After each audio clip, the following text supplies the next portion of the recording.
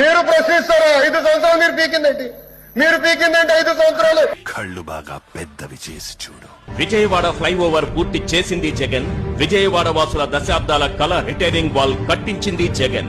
Bezawada Benz సర్కిల్లో flyover, విశాఖలో NAD flyover కట్టింది జగన్. సంగం బ్యారేజ్ కట్టించిందెవరంటే వినిపించే పేరు జగన్. పోలవరం పనులను పరుగులు పెట్టించింది జగన్.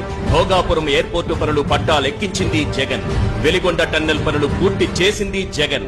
4 భారీ పోర్టులు, 10 ఫిషింగ్ హార్బర్లు, 6 ఫిష్ ల్యాండ్ సెంటర్లతో అభివృద్ధికి బాటలు వేసింది జగన్.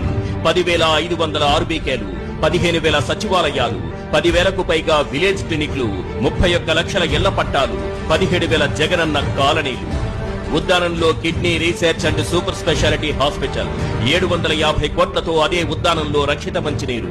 ఒకేసారి 1,25,110 ప్రభుత్వ ఉద్యోగాలు కల్పించి చరిత్ర సృష్టించింది జగన్.